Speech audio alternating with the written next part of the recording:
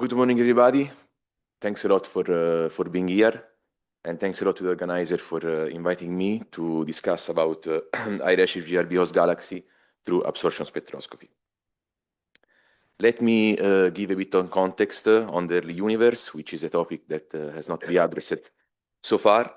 So according to the cosmological lambda CDM model, the formation of the first astrophysical object happened around 200 million years after the Big Bang, around redshift 20.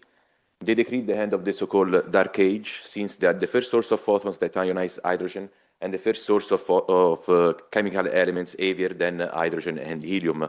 So they transformed the universe from its initial state of simplicity, so-called zero metallicity, into one of increasing complexity. So understanding their role is crucial, above all, from the point of view of the chemical enrichment of the universe.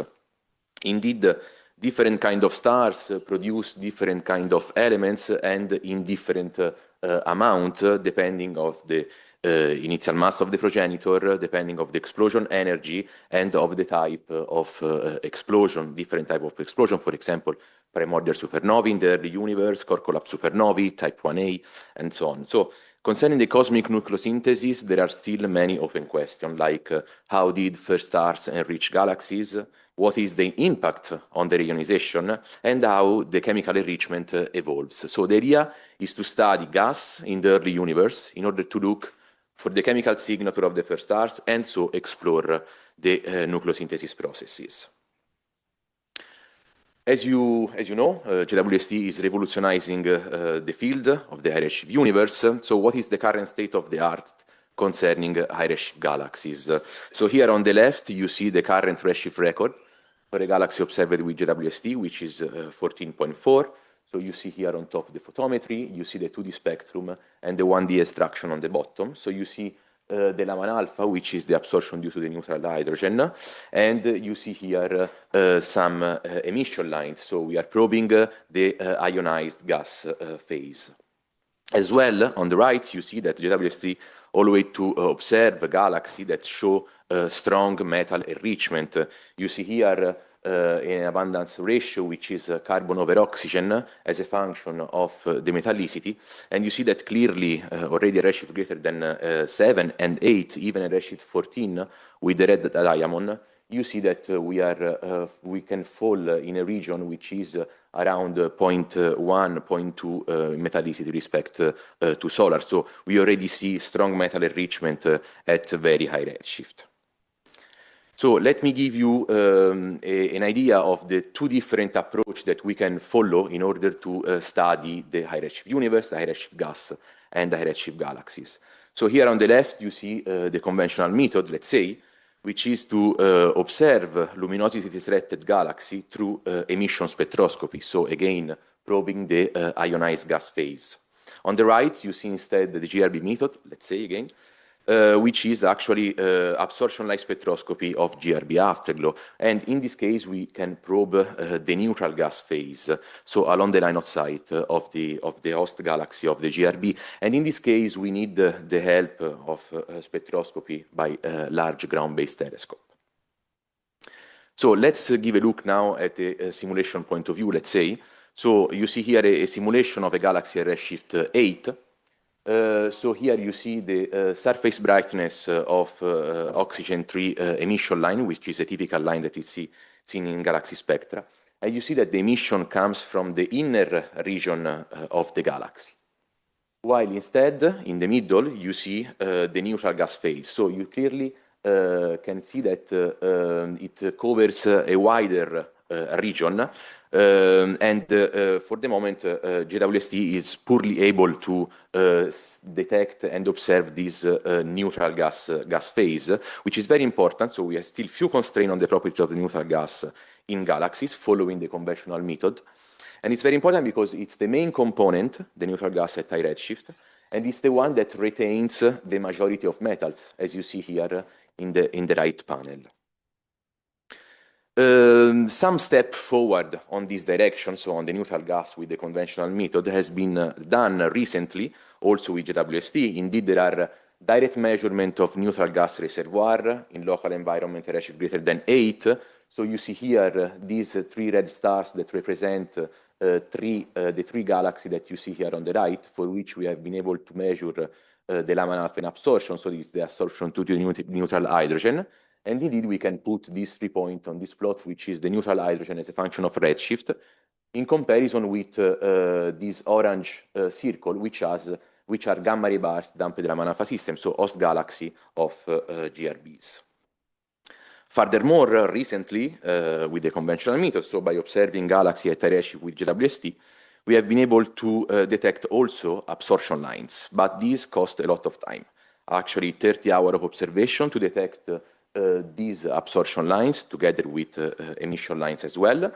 And furthermore, we are just probing the brightest galaxy with a long exposure time needed to see these kind of absorption lines, and we are still limited by the resolution.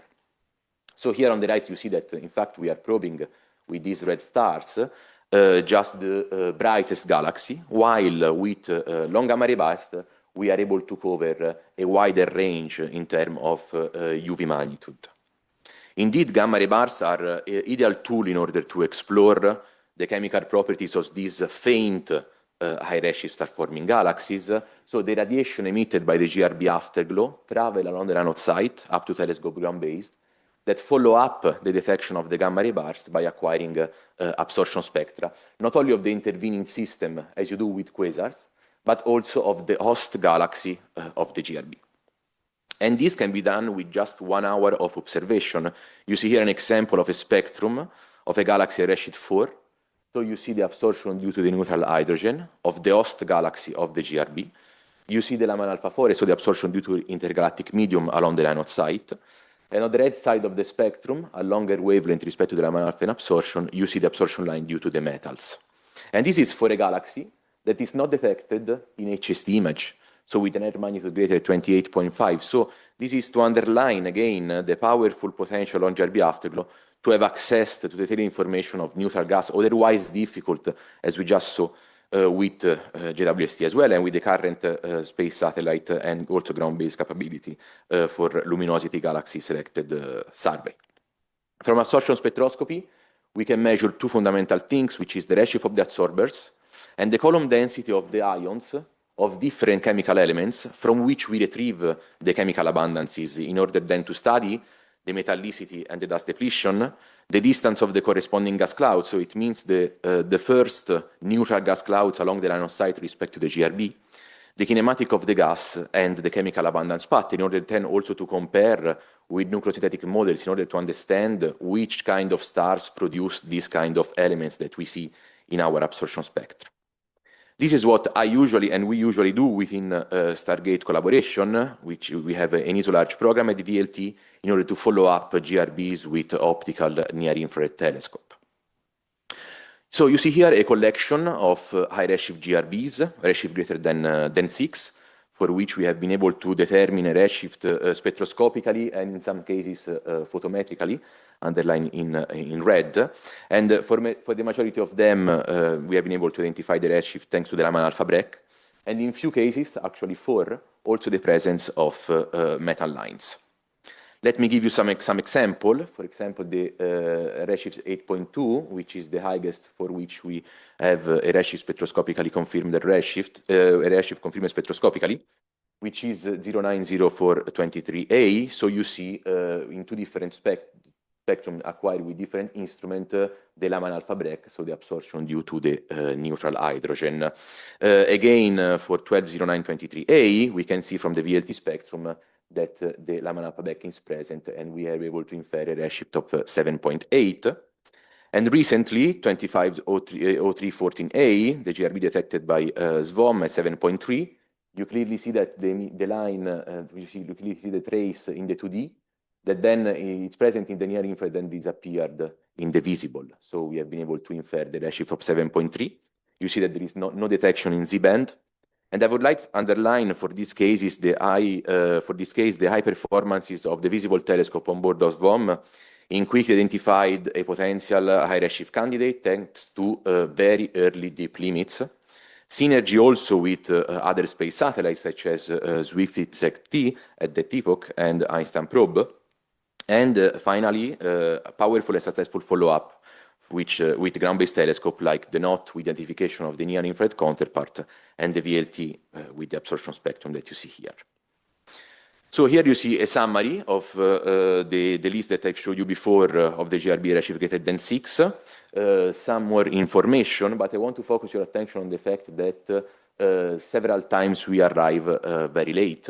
And so it's important to get and obtain absorption spectroscopy very early in order to be able to characterize the host galaxy of the GRB with metal absorption lines. Indeed, thanks to absorption spectroscopy, we were able to infer redshift and characterize the interstellar medium for few cases. And this is thanks to absorption spectroscopy because indeed we are unveiling primordial invisible galaxies. So in several cases, this is just the only method that we have to characterize the interstellar medium. Otherwise, are all invisible galaxies. So what are the requirements in order to shedding light on the early universe? So we need multi-instrument satellite with view capability, rapid dissemination of the information in order then to obtain deep early time optical limits, precise localization in the near infrared, and so importantly availability of ground space optical and infrared instrument, and then time to perform TO from both ground and space. Let me now focus your attention on these two cases, 210905A and 240218A, which are the two highest GRB redshift for which we have been able to characterize the ISM of the host galaxy with also metal absorption lines. So let's start from 210905A. You see here the amazing tinian spectrum. You see here the 2D trace and the 1D extraction at the bottom at redshift 6.3. So you see that on the left you have the VLT shooter spectrum. So you see several absorption lines that correspond to different kind of transition: iron 2, carbon 2, silicon 2, ionization lines, so carbon 4, silicon 4, nitrogen 5, and fine structure lines. So you see that it's really a complex system in terms of velocity structure. There are two big clamps, A and B, shifted by 300 km per second, and the overall host galaxy is fitted with 6 different components. This spectrum was acquired 2.5 hours after the GRB. So we have been able to really characterize the ISM thanks to all these metal absorption lines. On the right, you see instead the HST image of the field taken 250 days after the GRB. You see the afterglow position with the pink cross. You see the host galaxy together with 4 nearby objects.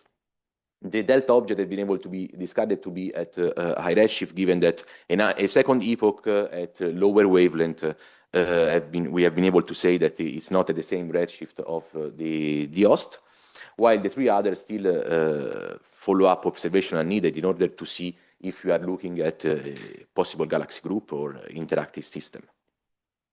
So we perform a detailed analysis of metallicity, chemical enrichment, and dust depletion for this host galaxy.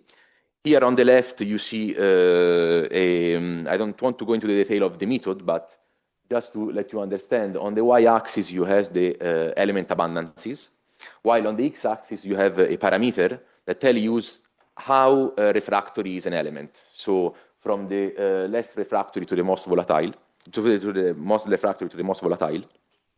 And by performing the linear fit of the chemical abundances, we are able to retrieve 2 important information, which are the slope, which is zinc over iron. This is a dust tracer, so it tells us how strong is the dust depletion inside the galaxy, while the intercept, x equal to 0, give you the total metallicity corrected already for dust depletion. In this case, we took into account also alpha element enhancement, given that it's reasonable to take into account it at high redshift, given that supernova type 1a didn't have time to explode and to release in the surrounding medium element like iron.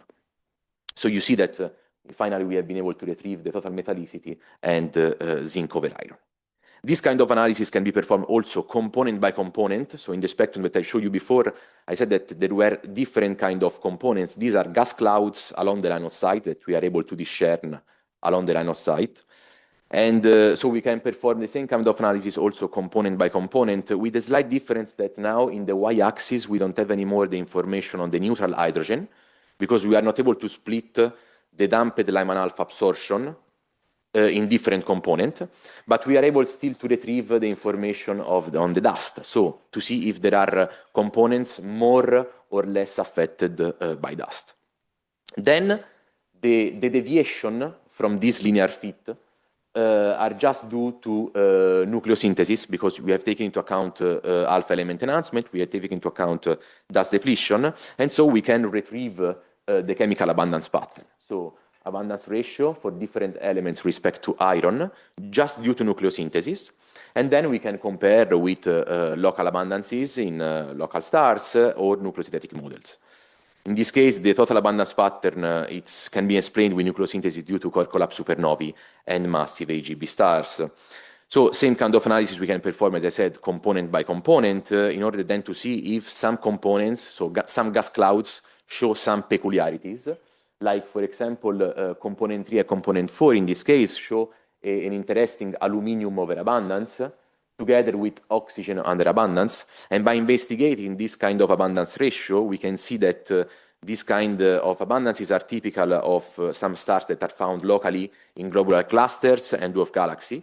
And the best candidate to understand and explain this kind of abundance pattern are massive AGB stars and fast rotating massive stars. Let me now move to the other case, GRB 240218A. You immediately see that we didn't have the same kind of signal to noise as before, but still enough to infer very interesting results for a galaxy at redshift 6.78. Indeed, from the VLT shooter spectrum, you see here on the left that we are able to perform an analysis of the absorption of the neutral hydrogen and infer a total neutral hydrogen column density of around 22.5, which is the highest neutral hydrogen column density at high redshift for GRB host. Here on the right, again, you see the spectrum, so the metal absorption lines. You see that we clearly see large equivalent width of the absorption lines, for example, zinc 2, which is pretty unusual to see such kind of large equivalent width at high redshift. And finally, we acquired the spectrum you see here at 26 hours after the GRB, so a bit late respect to the other case. So we have been able to retrieve the total metallicity, which is greater than -0.8, with a pretty high, let's say, dust depletion level. Here on the left, you see that, as I said before, we see this kind of very large equivalent width. So we infer very large column density of different elements like zinc and chromium, which, as you see with the color code, you see that there are kind of exception at high redshift, and also exception respect to their low redshift analog. Again, here you see the same kind of analysis that I showed you before. So the abundance pattern, from the fit we are able to retrieve the dust-corrected metallicity, and a significant presence also of metals and dust already in place at high redshift, which is we are around redshift 7. Finally, let me put this galaxy, so the host galaxy of GRB 240218A, in a more general context by comparing also with JWST results. You see here the total metallicity as a function of neutral hydrogen. And you see the 4 cases for which we have metal absorption lines for the GRB. So we are able to retrieve this kind of information and comparing them with the JWST galaxy. And you see that with this GRB host, we fall in a region which is aligned with the results that JWST show. So a lot of gas, a lot of neutral gas, and metallicity a bit higher compared to the other GRB host galaxy. And again, here on the right, you see instead the evolution with redshift for GRB DLAs in red, and here you see JWST galaxy, and you see that our host galaxy fall in a region that it's populated by JWST host galaxy. So this support, let's say, the results of the conventional, we can compare conventional method and GRB host galaxy analysis. So what about the future in this field of GRBs and absorption line spectroscopy at high redshift? So I hope that I convince you that thanks to GRB afterglow spectroscopy, we can reach the high redshift universe and populate the ionization era. So with these two cases, you see that we are able to infer information that otherwise are difficult even with current best satellite available like James Webb. But we are still have to face with some limitation. For example, we have still a poor fraction of GRB with optical near-infrared afterglow spectrum, let's say 20–30%, and the lack of satellite capability in order to detect high redshift GRBs. Indeed, as you see here on the right, in the e-peak flux space, you see with different marker, a different color, past measurement with different satellite. And you see that from a simulation of GRB population, you see here in yellow, GRB population redshift greater than 5. And in order to populate this region, we really need to go down in flux and in energy peak. A first step on this direction, energy peak, has been played by SVOM, which one of the goals is to boost to 50–60% the fraction of GRB with redshift determination and enhance the number of redshift GRBs. I will not go into the details about how SVOM is able and will be able to reach such a goal, because Suzanne already gave a very interesting talk on Monday. And you see that thanks to the energy threshold at 4 kV of the gamma ray detector, we can enable the detection of faint soft GRBs, very good sensitivity of the onboard optical telescope, and dedicated near-infrared follow-up soon with CAGIR that will be installed in the French-Mexican ground-based telescope, COLIBRÍ, and also agreement with large ground-based facility to perform spectroscopic observation of SVOM GRBs. Again, another step that I want to mention, it's a new concept mission, so which is Catch Precursion mission. It's a constellation of 3 mini satellites. And so the new concept is the satellite train. So a trigger system, which is the trigger scout satellite, which is decoupled from follow-up telescope. So this will enable a greater observational flexibility of the hunters, X-ray and near-infrared, while the trigger search for transient event. So the fact that they are decoupled can give flexibility, so a very rich general program. And indeed, an X-ray and infrared telescope can carry out their broad independent observing program. I want to give you 2 very important messages. So actually, the sensitivity around -13 in flux and the agility of the X-ray hunter will enable the rapid identification, localization less than 10 rsec, and improve characterization of all the X-ray afterglow. And again, concerning the infrared observation from 1000 to 1700 nanometer, will enable the characterization of GRB that are not detected in the optical with very early deep limits, which includes also potentially high redshift GRBs with a J magnitude limit of around 21.5 in 300 seconds.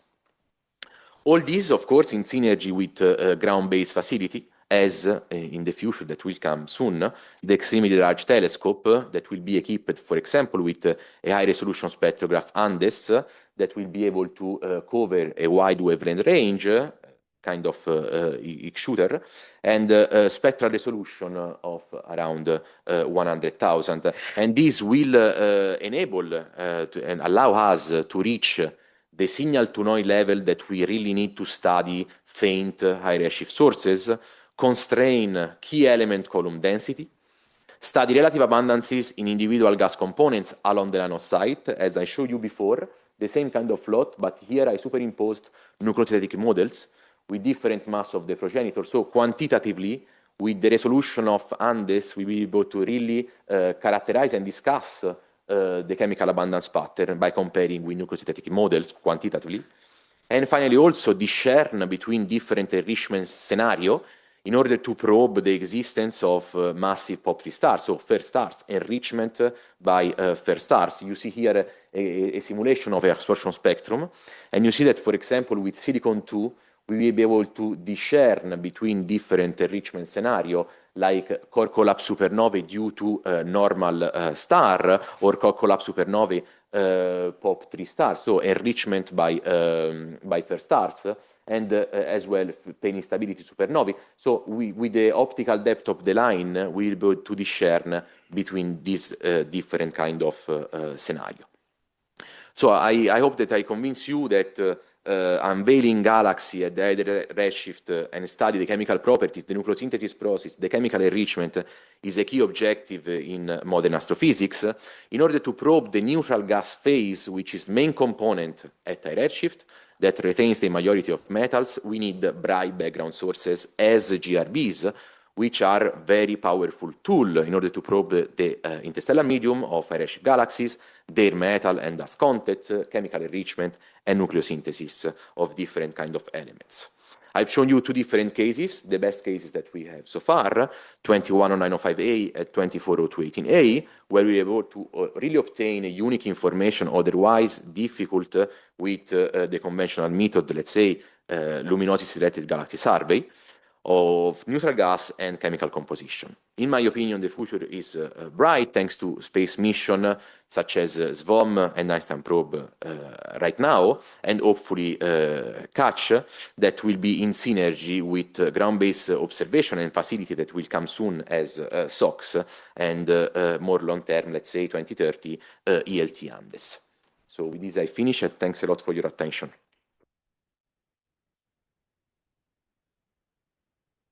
Thank you. Is there questions?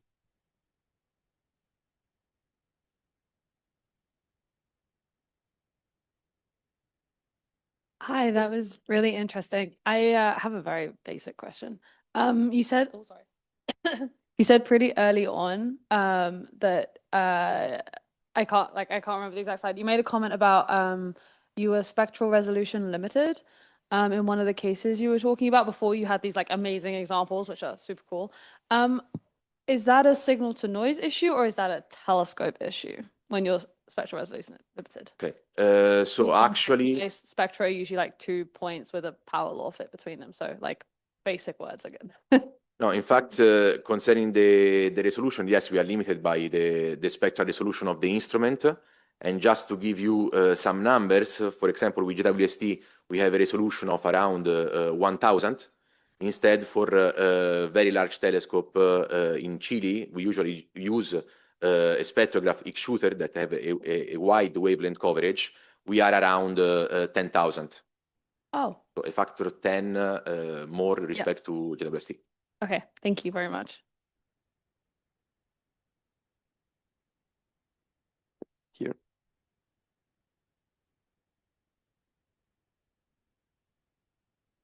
I was curious about the numbers that you get about neutral hydrogen column density and the numbers about dust, whether it is consistent with X-ray and optical afterglow studies, absorption studies, when you fit the SCD of X-ray and optical afterglow, if it is available, the numbers you get about neutral hydrogen column density and the dust extinction, whether these numbers are consistent with the numbers you get from the absorption spectroscopy of the host.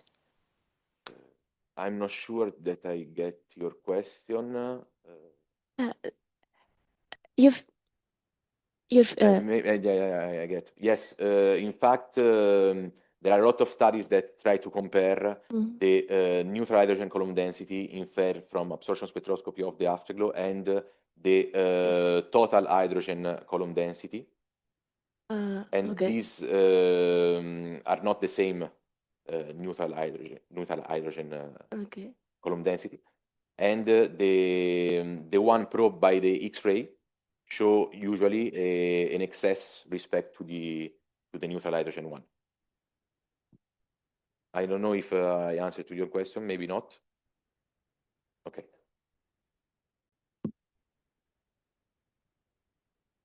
Hello, thank you for the introduction.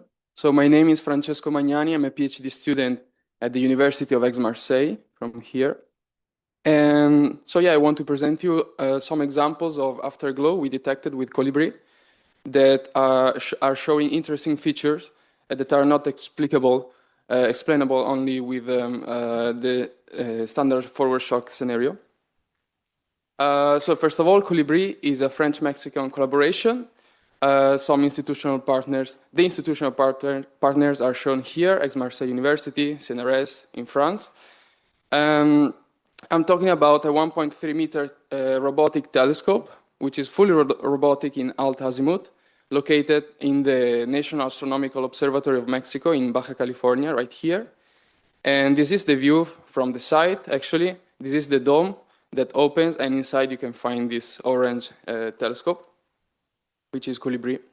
And important to mention that COLIBRÍ is a key member of the SVOM mission, especially for the ground follow-up of the onboard alerts. And in fact, we follow every éclair alert. But we are not only limiting to this. Of course, we are following every GRB alert from Swift, Fermi, EP, and also other transient and multi-messenger events, such as fast radio bursts, neutrinos, and so on. You can have access to the public list of followed alerts from this link, and in case you are interested in some of them, you can contact the PI, which is Stefan Baza. So I want to specify that I'm not talking about a particular population of gamma ray bursts here. So these three bursts I'm going to talk about have nothing in common, but that they need additional features that cannot be explained only with a standard forward shock. So the first one is GRB 241030A, which is a Fermi GBM long gamma ray burst, for which there was an extended multi-wavelength campaign. As you can see, we have gamma rays from Fermi-LAT, X-rays from Swift, XRT, and EP, WXT, and FXT, UV data, and all the optical follow-ups by COLIBRÍ and GRANDMA also took a big part in the analysis. And this looked like a standard long gamma ray burst with multiple emission episodes during the prompt phase. Here, there is no visible jet up to 8 days. And most importantly, it's a bright afterglow. Here they are showing, for example, the light curve of the boat with the star symbols. And you see that the afterglow is as bright as the boat if it was at the same redshift of 1.411. The second GRB is a short Swift gamma ray burst, which shows a shallow decay with a temporal slope of smaller than 1, so 0.93 in optical, and similar value in X-rays. This burst is quite bright still after 1 day, and most importantly, there is a clear rebrightening that you see in, it's a achromatic rebrightening because you see it in every band from X-rays to optical to radio. And the last one is 250407A, which is again a Fermi GBM long gamma ray burst, for which we have a great coverage. We followed up for 18 nights, plus 3 nights for the host template. It is optically bright, because you see after a few days you are still at 21 in magnitude, and with a slow decay. Part of this slow decay is due to this phase between 1 and 3 days, which shows a flattening of the temporal slope, which keeps the afterglow bright after some days. And again, there is no apparent jet break, if not maybe in this very last point in the R band, so at 13 days, more or less. So what's wrong or not usual about these bursts? So if we fit the afterglows through this function here, we perform an empirical multiband fit. We find values for the spectral and temporal slopes, beta and alpha, which are shown in this table for each gamma ray burst. Let's take the first one, for example, beta 0.7 and alpha 1.23. These are standard values for a long gamma ray burst in agreement with the classical theory from Sari et al. But if we assume we are in this regime, so slow cooling first, and with nu between nu m and nu c, then we can invert the expression of beta and alpha and obtain and compute the values of p, the electron spectrum power index. And as you can notice, for each gamma ray burst, they never agree. the two electron power indexes computed through the beta, or so the spectral slope, or the temporal slope. So for example, in the first case, we have 2.4 for the P computed through the beta. And well, for alpha, you have the two scenarios. The case in which the jet expands in a wind-like medium or in a constant density medium, like the ISM, which give you different values of P. So also, all the three bursts seem to prefer a jet expanding in a constant density medium, which is not what we would expect, for example, for a long gamma burst. So the first one and the last one. Okay, so we performed some modeling of these afterglows through using semi-analytical model descriptions of the forward shock dynamics, and we are using these three models in particular. And then we draw the posterior distributions, and here on the right you can see the ranges we allowed for this, for all of the parameters. So let's dive into the physics. So why are these bursts actually interesting? So these are the fit of the two long gamma ray bursts, and as you can see, overall the models manage to reproduce the data. I mean that the temporal behavior and spectral behavior are well reconstructed.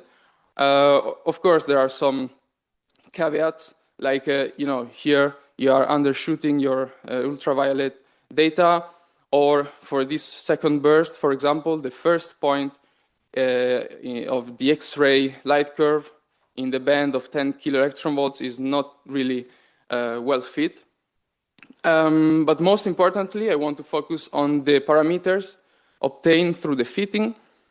So in both cases, actually, we find a very energetic jet with isotropical kinetic energy of 10 to the 56 ergs and 55-ish for the second burst, which are quite high. And in addition, the aperture of the jet for the first burst is at the limit of the range of the prior, that is 10 degrees, as you can see here.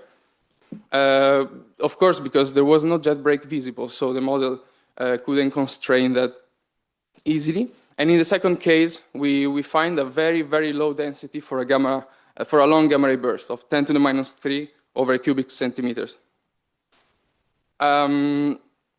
So this is suggesting you that probably there are some additional features you need to account for. And regarding the short gamma ray burst, if we limit the fitting to the first part, so at about 10 to the 4 seconds, you find a great fit of the afterglow, which looks like a standard fit. But then, of course, you need to be able to describe the rebrightening that we talked about before. And to do that, there are several ways to describe these bumps in the light curves. The most likely one they found was through energy injection. So, and this is the fit performed with the energy injection. And as you can see, again, the temporal and spectral shapes are well reconstructed, even if some points, for example, are not, for example, this radio point is overshot, or in X-rays you find some points that are below your line. But interestingly, in the second case, the second long gamma ray burst, you find again a better fit, so more accurate fit. In this case, the first X-ray point in 10 kilo-electron-volt is fit within the errors. And the energy also, the energetics of the jet is better reconstructed. You have a more standard value of 10 to the 53 ergs. So actually, an energy injection was needed. So here is my summary and conclusions. I presented you an example of afterglows we detected with COLIBRÍ that showed interesting features. For example, a short gamma ray burst with a high density. I didn't mention it, but here you have the parameters from the modeling, and you see that the density of this short gamma ray burst is of 80 over centimeter cube, which is unlikely for a short gamma ray burst. While for one of the two long gamma ray bursts, we found a density that was quite low of 10 to the minus 3, so unusual. And it was clear that we needed to include additional features, such as energy injection for some of these bursts, which actually help to obtain a more physical values for the parameters. So, thank you.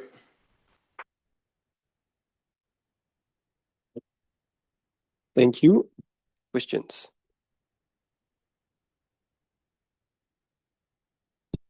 Hi, thanks a lot. Nice to see first results of this telescope. I have two comments. One is refers to the last things that you said about the density of the short gamma ray burst. So I don't find it so unlikely in the sense that we know that short gamma ray bursts can explode in very different environments. That's in some cases can also involve star-forming galaxies and so on. So it could be. I mean, I don't find so unthinkable. And the other comment was on the on your fitting, because you explained well that you couldn't reconcile everything with the forward shock, and then you put energy injection. But if you go in the plot where you show the fitting with the forward shock at the beginning, yeah. For at least for the first case, I was wondering if, I mean, did you consider in all these analyses also the possibility to include reverse shock? So we did it for this case because actually, yes, you can explain this bump by different means: reverse shock, energy injection, supernova rise. You could try, no? It's a short gamma ray burst. But in the case of the reverse shock, was working worse than this one in the sense that for example, the temporal slope was worse, like better reconstructed. Like here, you see that the bump in a radio, for example, is very well reconstructed in terms of temporal characteristics. So it rises here and then it decays. For the reverse shock, there was a steeper rise. Okay, no, but then the decay was... No, understood. But because I was thinking more about if you go back of the slide with the forward shock, yeah, really at the very beginning, so that you could start with the reverse shock and then the forward later on. But anyway, we can discuss later. Okay. For this one, we can discuss later.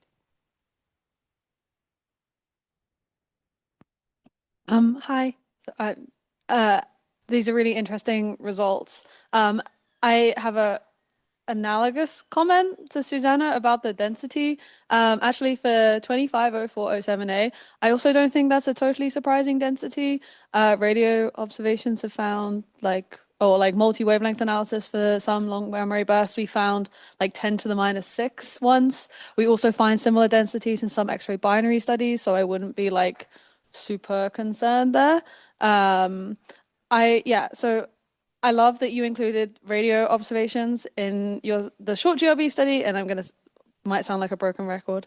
But do you guys have plans to include radio observations in future afterglow work? Because I understand like you guys have got really amazing fits here, and maybe that's not entirely surprising considering how many free parameters you have when you're only probing like half of the afterglow spectrum. Yeah, thank you. Actually, we would be very happy to include a radio observation that could help very much this description. But yes, the comment on the density, I agree. It's not the main problems of these gamma ray bursts. It can be explained, but the problems were, for example, a high energetics that was a bit that's a little odd. But yeah, okay, cool. Thank you. This is really interesting.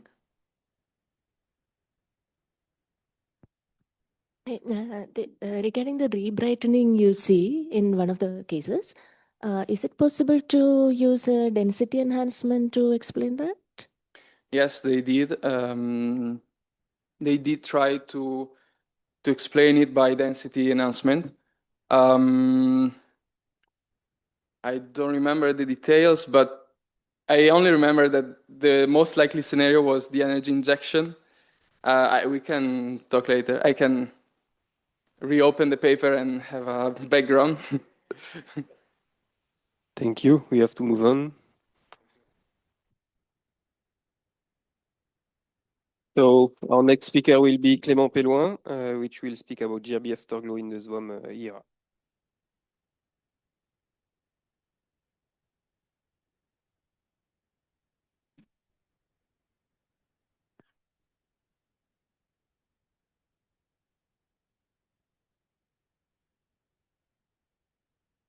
Okay, hello.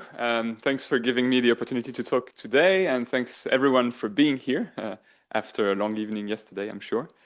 I think I will be the last talking about gamma burst afterglows, so I guess it's a good moment to wrap up about this topic, which will be the aim of this presentation. So I focus mostly on gamma burst afterglow modeling, and I'll give you hints of what's going on in this aspect, as we've already had insights into before. I put this figure just for laughs, but just to say that usually it's well, people think that it's not so easy to understand the prompt emission phase, where a lot of uncertainty still exists as to which process powers it, while for the afterglow, we all have the idea that it's much clearer because it's powered by the external shock decelerating in the interstellar medium and powering this multi-wavelength afterglow. And this has historical grounds, because ever since the first afterglow detection in '97, we've had lots of examples, including the very canonical examples, such like this one, where you can see the X-ray afterglow decaying. You can see the jet break, which is a very important feature of gamma ray burst afterglows. That is due to the fact that relativistic beaming angle opens up greater than the jet geometric opening angle as the jet decelerates, and that gives you this break. So that's the early picture, but in fact, it turns out that we very rarely see such cases in actual observations, as has already been demonstrated before this week. And so if you want to model an afterglow, the key ingredients are here for the most simple case that I was just describing. So you need to know the jet structure, namely its opening angle, the energy injected in the, in the initial energy in the jet, its Lorentz factor. And then you need to compute its dynamics, how it propagates in the external medium, depending on also on the medium profile. Most of the model only focus on the forward shock emission. We'll get to that later. Then behind this forward shock, electrons are accelerated, magnetic fields are amplified, so you need to characterize all of that, and then this population of accelerated electrons radiates by synchrotron. And this is all local, and then for the distant observer, you need to know the distance to the source and the viewing angle. Well, first you can assume that you're on axis, and that's all you need. But that's already quite a broad number of parameters for a very simple afterglow light curve in terms of parameters that you can see. Now in 2017, JWST raised the need for the inclusion of lateral profiles and off-axis viewing angles. As you can see here, these are results for the fit of the radial light curve of this gamma ray burst afterglow. And you can see that it has a very late time peak at around 100 days. And this is explained by a very off-axis viewing angle. And it's not very easy to maybe see here, but this rising slope here is pretty shallow. And that's because that's attributed to the presence of a lateral structure around the core of the jet, which is more aligned to the line of sight initially, so it can contribute early on when we don't see the core of the jet. And so that gives you a shallower rise. One thing I was very interested in the past years was also very high energy emission of gamma ray burst afterglows. There's been 5 or 6 gamma ray burst afterglows detected at very high energies. And so to account for that, you need to include other processes that push photons to higher energies, namely synchrotron self-compton. So the idea is that you have the population of electrons radiating synchrotron photons, and these synchrotron photons are then upscattered by the seed electron population. And so if you include the Klein-Nishina regime and pair production, it's not so trivial to account for. And then to account for this effect, you also need to carefully treat the maximum Lorentz factor, which will cut the synchrotron spectrum at a given frequency, and also maybe account for the fraction of accelerated electrons. So that's new physics and new parameters. When you do this, you can, for example, predict the very high energy emission around the peak for 170817. So that's the spectrum at 110 days. You can see that the synchrotron component is well fitted, of course. And at very high energies, there's only an upper limit. And in this case, it was a very weakly emitting afterglow at very high energies. So the predictions are much below this upper limit. And you can also see that there's a much wider dispersion simply because we don't have any constraints in this regime. So, of course, the model has more wiggle room to do whatever it wants.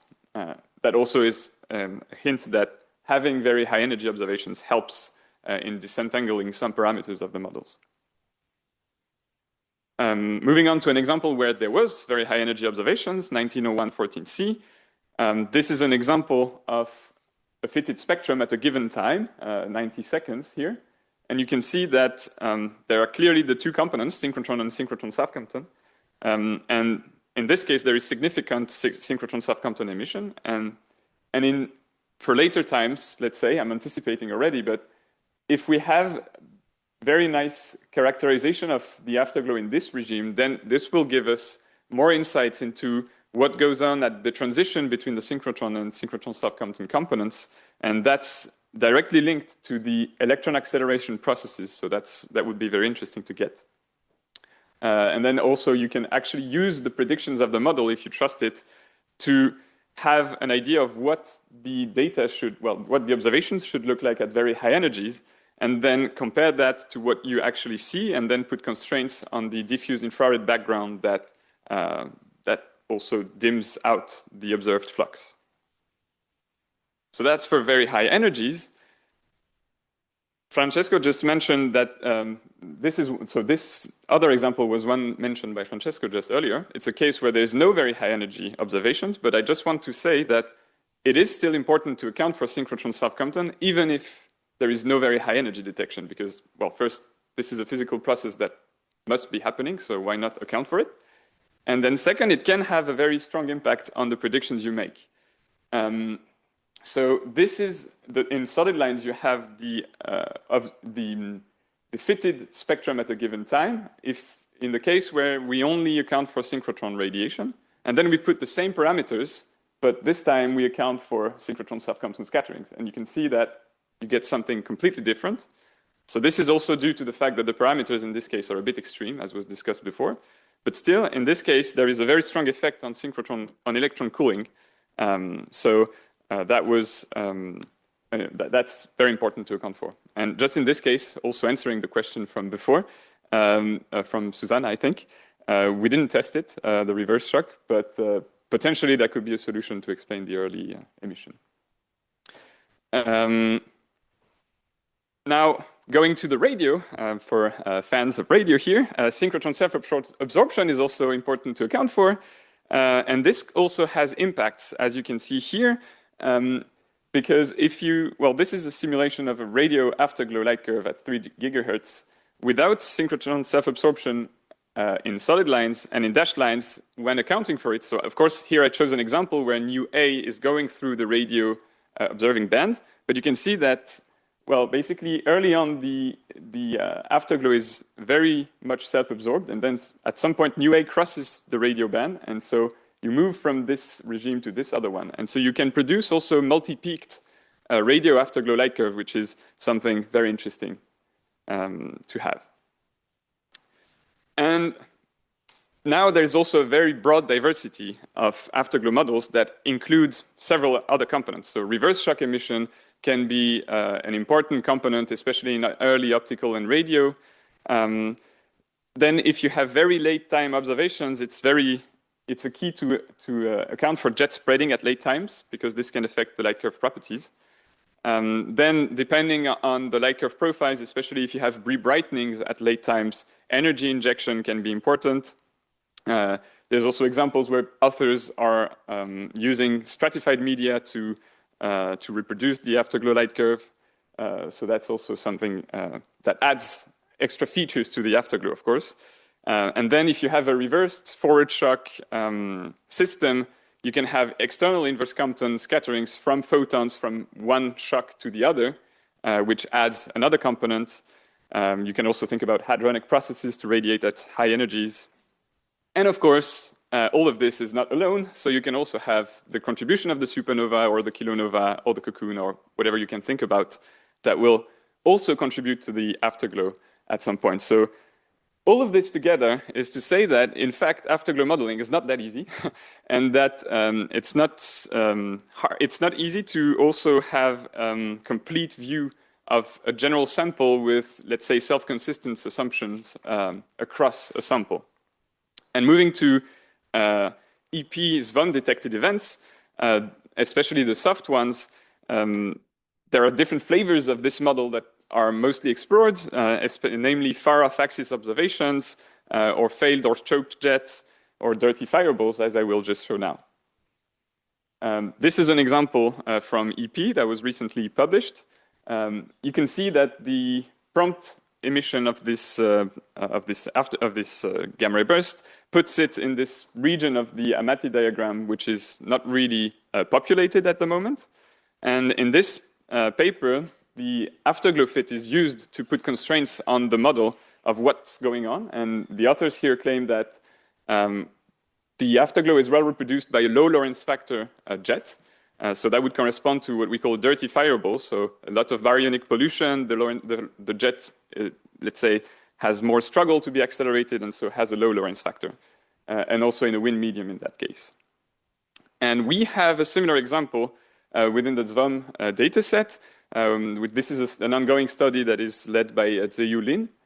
And so in this case, this is a burst where if you look at the spectrum here, the power law fit gives you something like that. And if you can see, you're not able to constrain E-peak. So E-peak is below the observing bands that we have here between EP, WXT, and SVOM eclair. And so if you put this burst in the Amati diagram, it lies here. So it's even further out. So it's, of course, a very interesting event. And what's even more interesting about this event is that we have a very nicely sampled afterglow light curve, which looks like this. So the bottom panel is the X-ray light curve, and the top panel is the optical light curve. You can see it has several features like an X-ray flash, or let's say, yes, an X-ray flash. The optical has a decay, then a rebrightening, and then another decay. The X-rays also have a plateau. So it's a bit messy, and this is typically the kind of afterglows where we struggle to understand exactly what's going on. So, well, this is actually ongoing investigation, so I don't have clear answers to what exactly this is. But we tried several scenarios like the dirty fireball, but this is a difficult case to reproduce the rising slope here. It could be also an off-axis event, but then this poses questions as to what the radiative efficiency of the prompt phase is. So it's not obvious that it would work. Maybe there could simply be several emission components. Then, of course, if you stack together different components, it's easier to reproduce a complex light curve like that. Maybe other scenarios, so we'll see, but you can stay tuned about this GRB, which I think is very interesting. And so I will just conclude by saying that afterglow modeling is increasingly complex, especially now that we get more refined data sets and observations that are more precise than before. And so it's rare that we only need to invoke the standard simple forward shock model to model gamma ray burst afterglows. And so to understand the diversity of the growing SVOM sample of afterglows, well, this modeling is very important. So afterglows are still important to characterize the sources, and I think we still need to make progress in this. Thank you.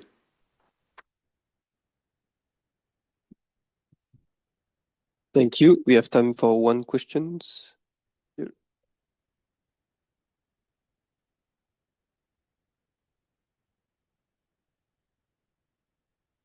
I was a bit confused. I think I missed something in the 25, 11, 22 figure of Amati correlation. Yeah, so the E peak is higher than EPS SWM bands, or is it lower? I was a bit... Sorry if maybe I said higher. It's lower, of course. It's below. If you look here at the power law, it has to be below here, the E peak. So that gives you an upper limit to the peak energy. I was thinking that it is above the No. low energy band. So, okay. Maybe one last quick question.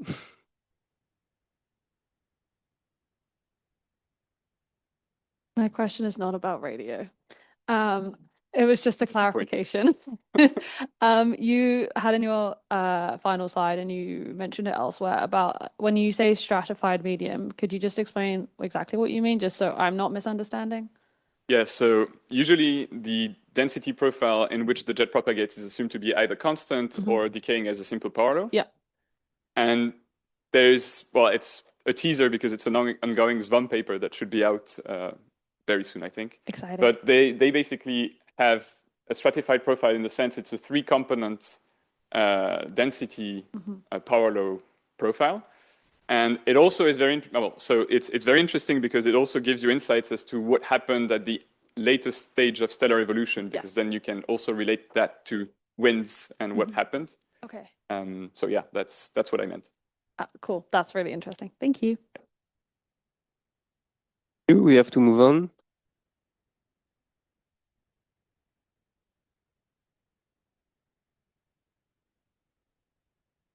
Our next speaker will be Huei here. She will speak about the HST and James Webb observation of extreme GRBs.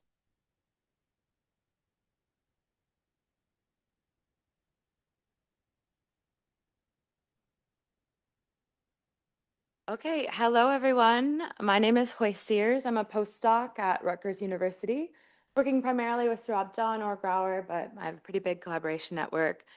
The title of my talk mentioned 2 GRBs by name, but I broadened it a little bit to high energy explosive transients.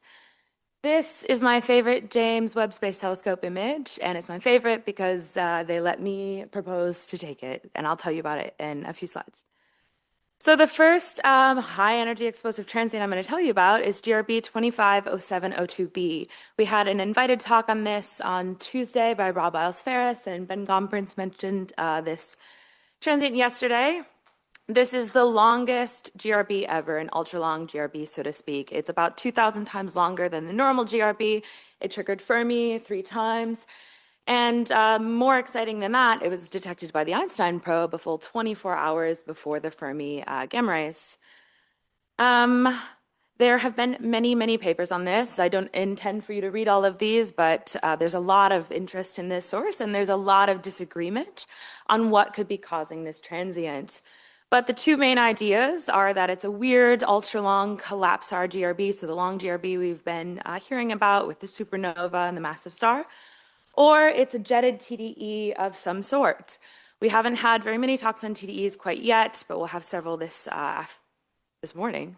We will be swimming this afternoon, later this morning. But as a teaser, or just to give some context, a TDE is a tidal disruption event. A jetted TDE is a tidal disruption event with a jet.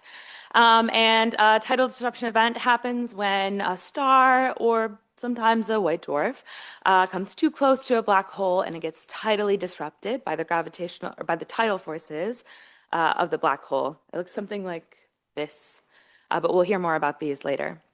So GRB 250702b is ultra long. We don't know if it's a jetted TDE, a normal sort of collapsar GRB, or something more exotic entirely. And we proposed last July to observe it with the James Webb Space Telescope in imaging. Ben triggered a spectroscopy program on this.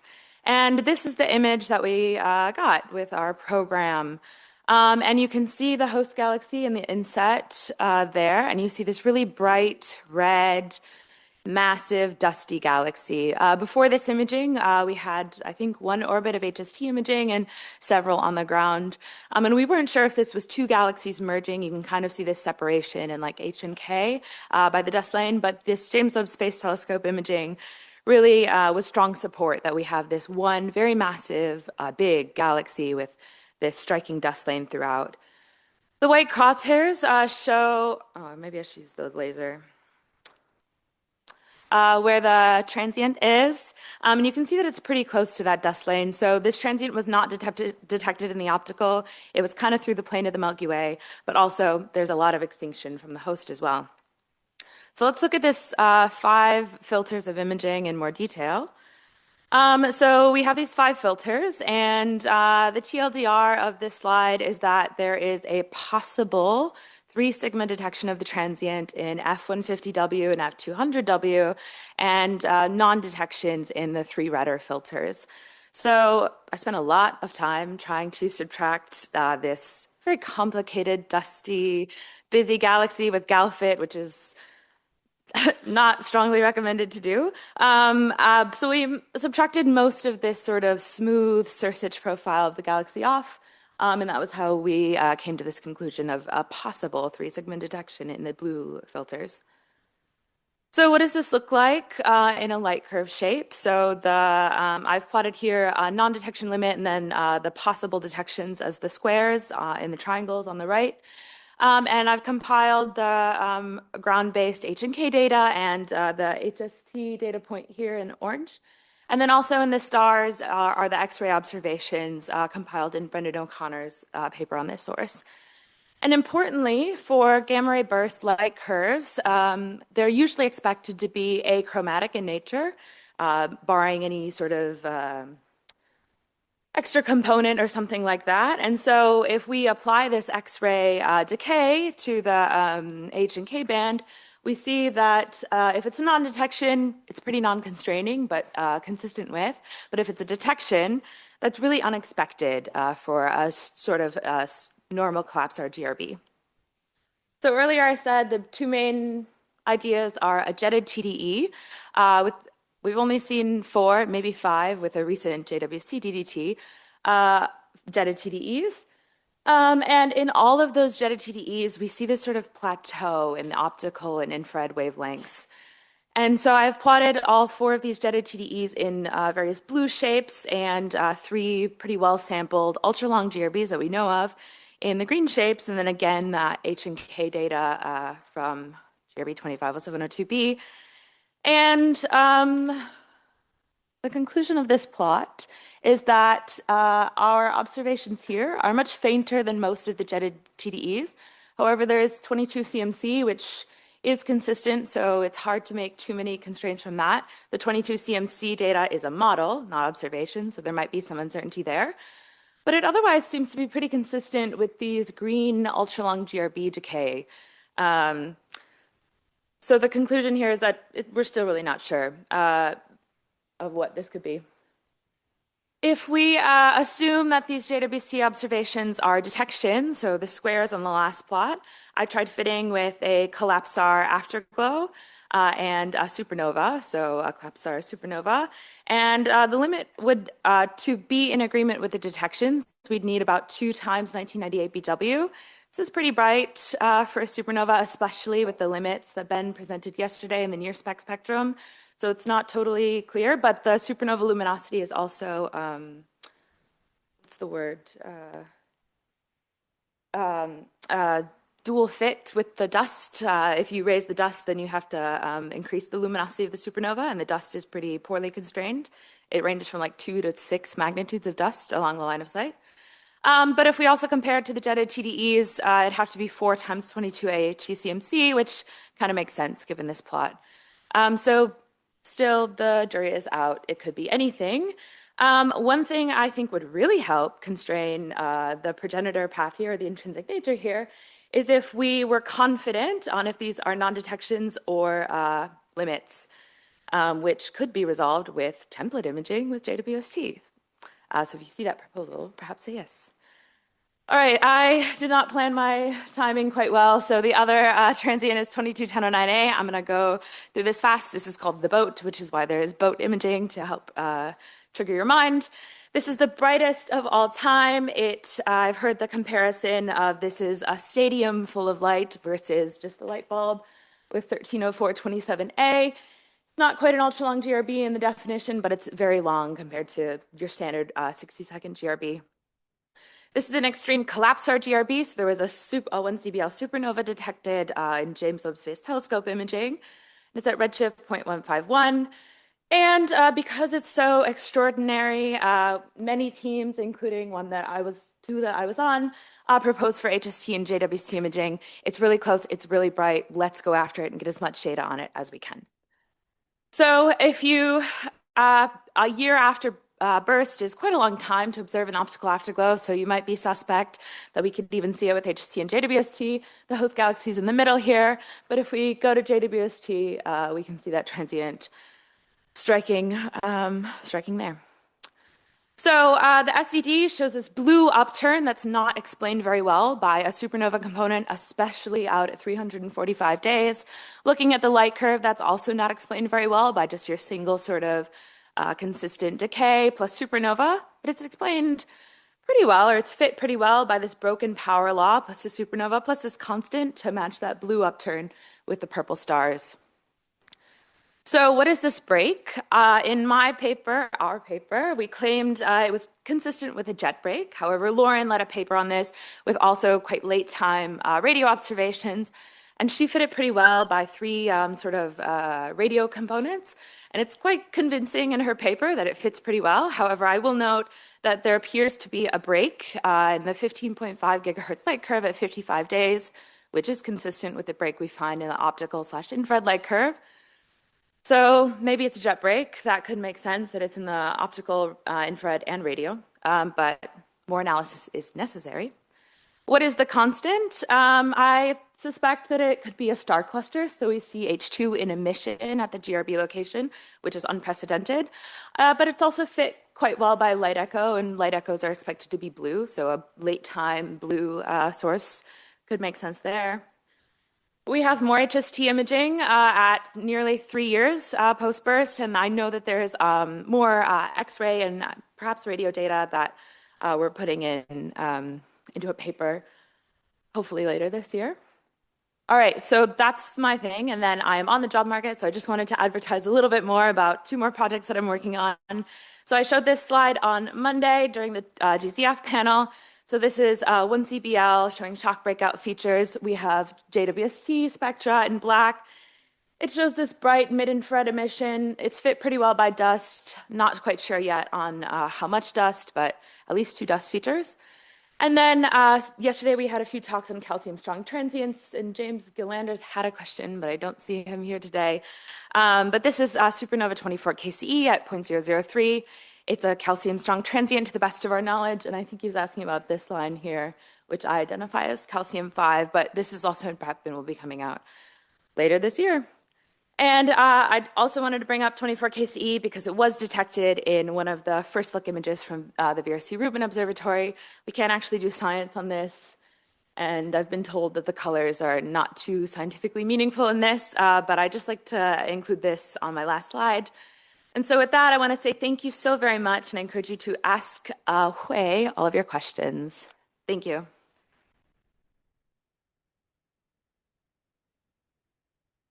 Thank you. Questions? Lauren.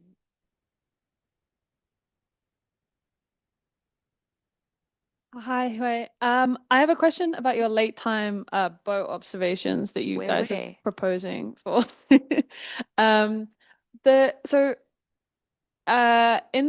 So you're proposing for these new observations. What are you hoping to look for that would rule out like a light echo? This is something I've not heard of before, so I'm very interested. So I will note that we're not proposing for them. They've been approved. These were taken last summer. And I'm pretty sure there are taken X-ray observations. They're just not published yet, but we're going to put them together with this optical data. The details of this were that we did not propose for 2.6 years, but with the loss of the gyro on HST, it got pushed to 2.6 years. So these are basically template observations.